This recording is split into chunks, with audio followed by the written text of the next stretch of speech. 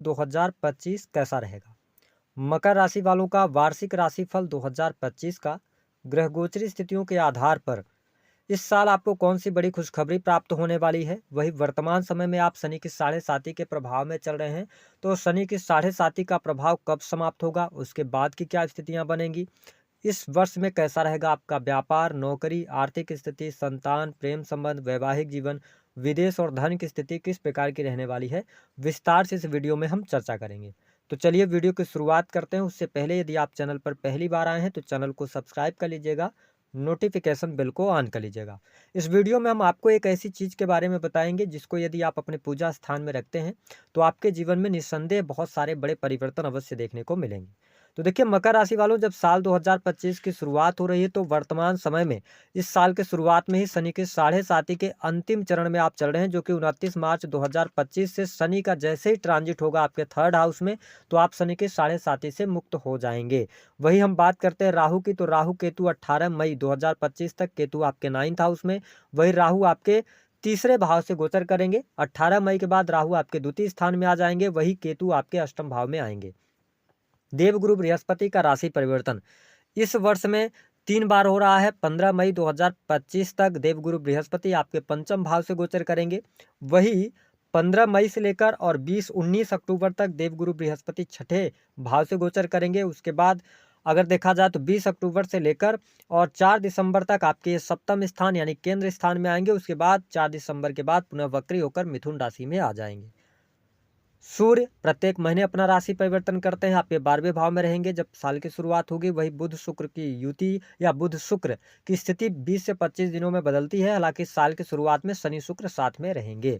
आइए सबसे पहले यह समझते हैं कि यह वर्ष स्वास्थ्य के दृष्टिकोण से आपके लिए कैसा रहेगा। स्वास्थ्य इस वर्ष में किस प्रकार का रहेगा।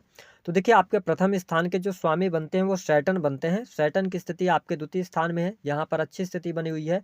लेकिन साथ ही अगर देखा जाए तो देवगुरु बृहस्पति की भी दृष्टि आपके लगन पर पड़ रही है।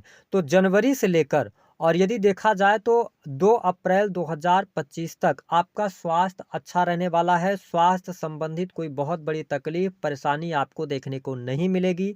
यदि आप यंग एज में हैं तो थोड़ा सा वजन आपका बढ़ सकता है, मोटापा बढ़ सकता है, जिसको लेकर परेशानी हो सकती है। लेकिन कुल मिलाकर मई 2025 तक आपकी हेल्थ अच्छी रहेगी। जिन लोगों को पहले से दांतों की समस्या रही है उनको थोड़ी सी सावधानी रखनी है और कंधे में थोड़ा बहुत हल्का फुल्का आपको दर्द महसूस हो सकता है, लेकिन ओवरऑल स्थिति आपके लिए बेहतर रहेगी। अब देखिए 15 मई 2025 से लेकर और 20 अक्टूबर 2025 तक यह टाइम आपके हेल्थ के लिए बहुत अच्छा नहीं रहने वाला है। यहाँ पर आपको पेट से जुड़ी हुई समस्या परेशान करेगी। कहीं ना कहीं से आप की हेल्थ को लेकर कोई ना कोई इशू आएगा। तो इस टाइम फ्रेम पर आपको बहुत ज़्यादा सावधानी रखने की आवश्यकता है।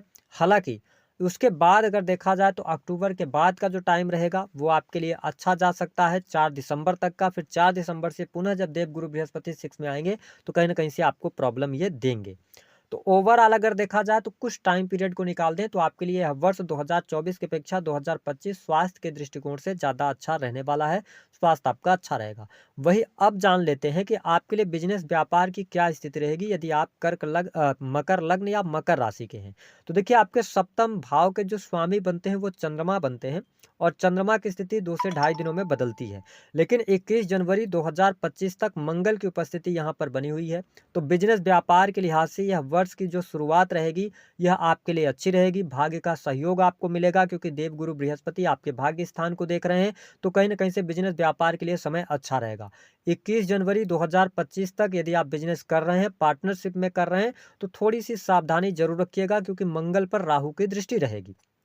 लेकिन फरवरी 2025 से लेकर 2 अप्रैल 2025 तक का टाइम फ्रेम बिजनेस व्यापार के लिहाज से अच्छा है। इस समय अवधि के दौरान यदि आप नए कार्य व्यवसाय की शुरुआत करना चाहते हैं तो आप कर सकते हैं। बंद पड़े हुए बिजनेस भी आपके चलने लग जाएंगे। यह स्थिति आपके लिए बहुत बढ़िया रहने वाली है। उसके बावजूद 2 अप्रैल से लेकर भी स्थितियां आपके लिए काफ़ी अच्छी बनने जा रही है। कोई बहुत ज़्यादा नेगेटिव वाली बात आपके लिए नहीं रहेगी। बिजनेस व्यापार में आपको तरक्की इस वर्ष में अवश्य देखने को मिलेगी। हाँ, इस वर्ष में बिजनेस में जब आप निवेश करने जा रहे हैं तो किसी भी व्यक्ति पर ज़रूरत से ज़्यादा ट्रस्ट मत कीजिएगा। आप यदि किसी भी प्रकार के अपने बिजनेस से जुड़े हैं, चाहे वो प्रॉपर्टी डीलिंग के कार्य हों, चाहे किसी भी प्रकार के क्रिएटिव फील्ड से, टीचिंग लाइन से आप जुड़े हैं, तो आपके लिए बहुत बढ़िया रहेगा। अगर इस वर्ष में कोई बहुत बड़ी डील आपको करनी है ना? तो आपके लिए बेस्ट टाइम जो रहेगा वो रहेगा 18 अक्टूबर से लेकर 4 दिसंबर 2025। इस टाइम फ्रेम के दौरान आपके बिजनेस व्यापार में कुछ बड़ा अप्रत्याशित लाभ आपको मिलने के योग दिखाई देते हैं। हालांकि बिजनेस व्यापार के लिए समय अच्छा रहेगा।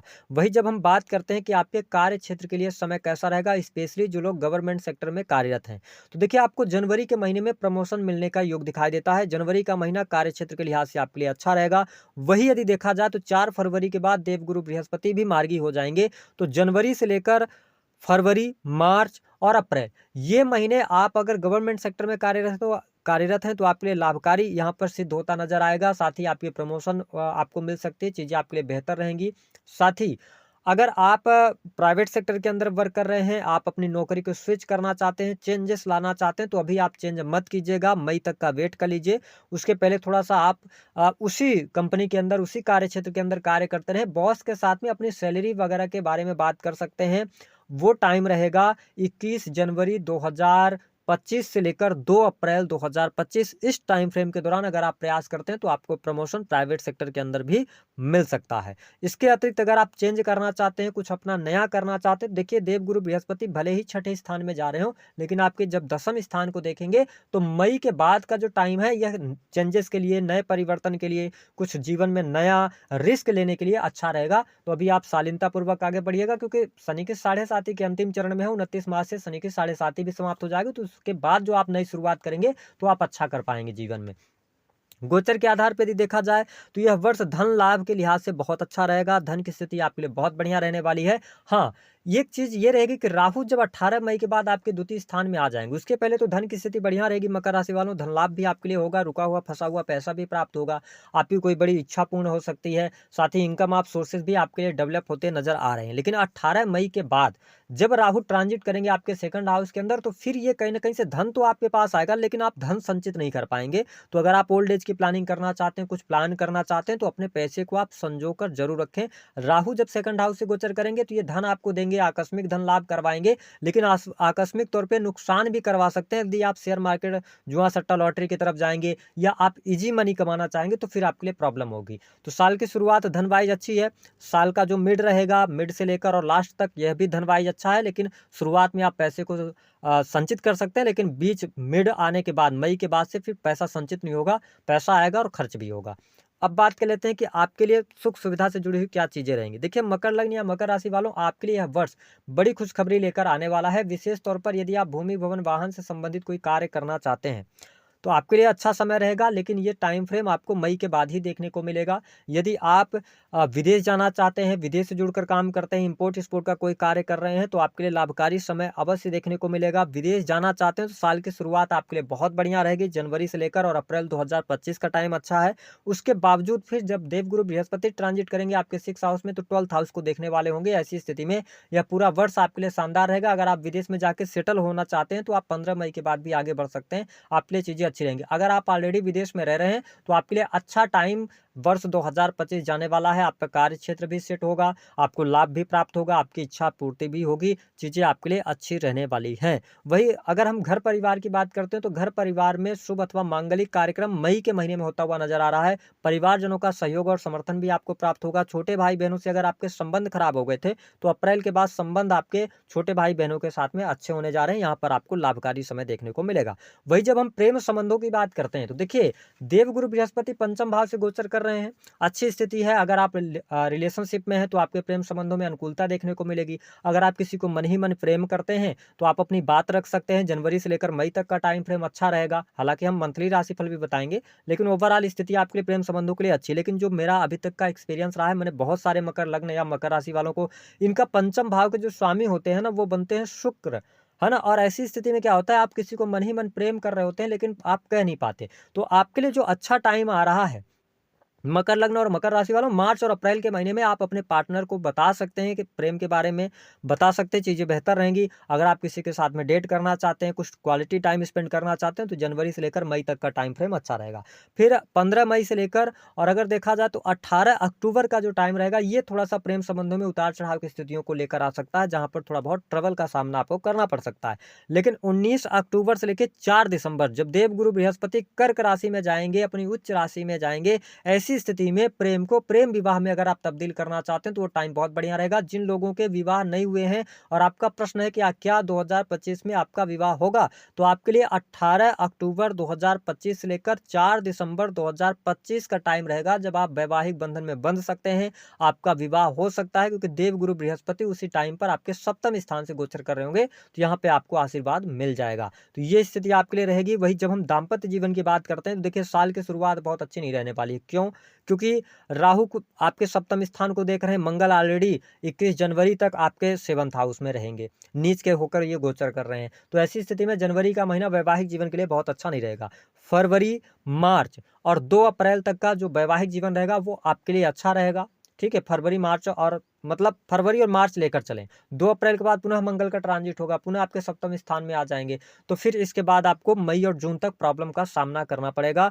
मई जून के बाद आपके लिए ज़्यादा बेटर स्थिति अगर हम वैवाहिक जीवन के लिहाज से देखेंगे, तो आपके लिए आप ये समझ लें सितंबर 2025 के बाद ही मिल पाएगा, क्योंकि इस वर्ष में कहीं न कहीं से दाम्पत्य जीवन में आपको परेशानियों का सामना अवश्य करना पड़ेगा, प्रॉब्लम्स फेस करनी पड़ेगी, स्पेशली मंगल की वजह से। अगर आप एग्रेसिव नहीं होते, चीज़ों को समझते हैं, पोलाइट होकर चलते हैं, पार्टनर को समझने का प्रयास करते हैं, थर्ड पर्सन को इन्वॉल्व नहीं करते, तो आपके लिए फिर बहुत ज़्यादा कोई मुश्किल वाली बात नहीं है। रीज़न वो है कि आपको मार्स को थोड़ा-सा सँभालना पड़ेगा, क्योंकि राहु का ट्रांजिट तो 18 मई को हो जाएगा और मैंने आपको बताया कि 21 जनवरी को मंगल आपके 6 में आ जाएँगे, तो फरवरी, मार्च अच्छा है। फिर अप्रैल से मंगल का गोचर हो जाएगा सप्तम स्थान में, तो मई, जून तक तब तक में राहु का ट्रांजिट हो चुका होगा। तो मैंने क्या कहा कि अगर आप बहुत ज़्यादा चीज़ों को बहुत ज़्यादा डीप में जाके नहीं सोचते हैं, अगर आप इग्नोर करने की कोशिश करते हैं और अपने रिलेशन को बेहतर इम्प्रूव करने की कोशिश करते हैं, तो यह वर्ष आपके लिए अच्छा जाएगा, यद्यपि आपकी दशाएँ खराब ना चल रही हों।